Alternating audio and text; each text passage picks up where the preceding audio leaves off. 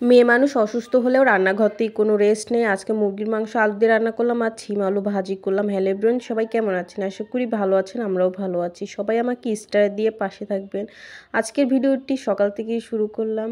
এই যে রাতে কিছু থালা বাসন জমা হয়ে গিয়েছিল দুপুর থেকে, যেহেতু আমি অসুস্থ, খাওয়া দাওয়া করে ওরকম করেই জমা রেখে দেওয়া হয়েছে। ওইগুলো মেজে ধুয়ে পরিষ্কার করে নিলাম। তারপরে এই যে সকালে নাস্তা বানানোর জন্য চলে আসলাম। কোনো কিছুই যে তেমন খেতে মনে চাচ্ছে না, খেতে ভালোও লাগতেছে না। সকালে পরোটা বানালাম ঝটপট করে। পরোটা বানানো ঝটপট হয় না, ঝামেলা আছে। কিছুক্ষণ মাখিয়ে রাখা হয়েছিল আটাটা। তারপর এই যে পরোটাগুলো বানিয়ে তেলে এপাশ ওপাশ করে ভেজে নিচ্ছি। আমরা মেয়ে মানুষ অসুস্থ থাকলেও রান্নাঘর থেকে কোনো রেস্ট নেই। এটা বলার কারণ আমি অসুস্থ, এই যে ছেলে মেয়েকে খাওয়ানোর জন্য আমার রান্নাঘরে ঢুকতেই হচ্ছে। আমার কিন্তু এত পরিমাণ ঠান্ডা লাগছে যে পানি না লাগলেই হয়।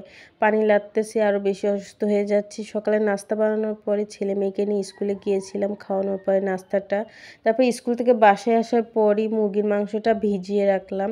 ওইদিকে মুরগির মাংসটা ভিজতে দিয়ে আমি 1 কাপ চা বানিয়ে নিলাম। এই চাটা খাবো আর ভিডিও এডিট করতেছিলাম।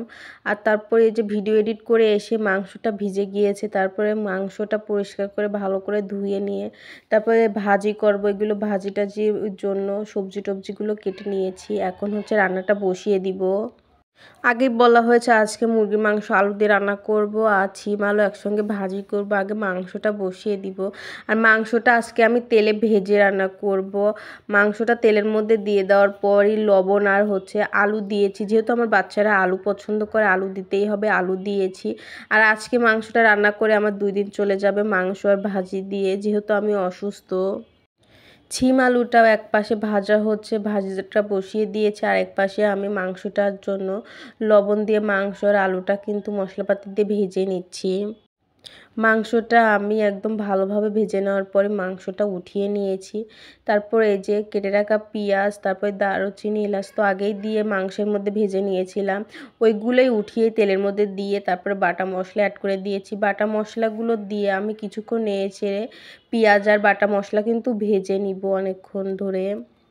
বাটা মশলাটা ওইদিক ভাজা হচ্ছে, এইদিকে একটা মশলা আমি পিষে নিয়ে নিচ্ছি। হলুদের গুঁড়া, তারপরে মরিচের গুঁড়া, যতটুকু করে মশলা দিতে হবে গুঁড়া মশলা, এগুলো আমি পিষে উঠিয়ে নিচ্ছি। গুঁড়া মশলার মধ্যে হলুদের গুঁড়া, মরিচের গুঁড়া, ধনিয়ার গুঁড়া আর মুরগির মাংসের মশলা জিরার গুঁড়া, তারপর টেস্ট অনুযায়ী লবণ তো আমি মাংসের মধ্যে দিয়ে মাংসটা ভেজে নিচ্ছি। যদি মাংসে আমার লবণ যদি এক্সট্রা লাগে পরে আমি ইউজ করব।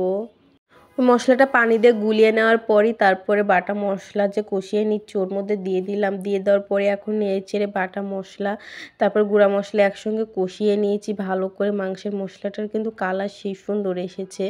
আর মাংসের মশলাটা কষিয়ে নেওয়ার পরই তারপরে যে ভেজে রাখা মাংস আর আলুগুলো দিয়ে দিলাম। এখন নেড়েচেড়ে ভালোভাবে কিন্তু মাংসটা কষিয়ে নিতে হবে। এই যে রান্নাবান্না করতেছি, ওই দিন আমার একটুও রান্নাবান্না করতে মনে যাচ্ছিল না, শরীরটা খুবই খারাপ, কিন্তু বাচ্চাদের জন্য আমি রান্নাবান্না করতেছি শুধু। আর এই মাংস আজকে রান্না করলে আমার কালকেও হয়ে যাবে। মাংসটা কিন্তু আমি ভালোভাবে একদম কষিয়ে নিয়েছি। এখন পরিমাণ মতো ঝোলের পানি দিয়ে দিব। মাংসেতে আমি পানি দেওয়া হয়ে গিয়েছে, ঝোলের পানি যতটুকু পানি লাগবে। আর একটু যেহেতু কাল পর্যন্ত এই মাংসটা খাওয়াবো সেজন্য একটু ঝোল বেশি করেই রাখবো। আর এদিকে কিন্তু ছিম আলু ভাজিটাও কমপ্লিট হয়ে গিয়েছে। আর ভাজিটাতে মনে হচ্ছে তেল একটু বেশি হয়ে গিয়েছে। আর মাংসটার মধ্যে আমি কয়েকটা কাঁচামরিচ দিলাম অ্যাড করে। এই কাঁচামরিচটা কিন্তু ঝাল আসবে না, হালকা একটু মরিচের ফ্লেভার আসবে। আর এই মরিচের ফ্লেভারটা ভালো লাগে। আর মুখে যেহেতু টেস্টও নেই সেই জন্য একটু ঝাল বেশি করে কিন্তু মাংসটা রান্না করা হচ্ছে। আর মাংস রান্নাটা কিছুক্ষণ রান্না করে নিলেই কিন্তু রান্না কমপ্লিট হয়ে যাবে। রান্না কিন্তু প্রায় হওয়ার কাছাকাছি। আর একটু ঝোল যেহেতু রাখবো কাল পর্যন্ত বাচ্চাদের যেহেতু চলবে, আর আলু দেওয়া হয়েছে, মাংসটার কিন্তু ঝোল এমনিতেই টেনে নিবে।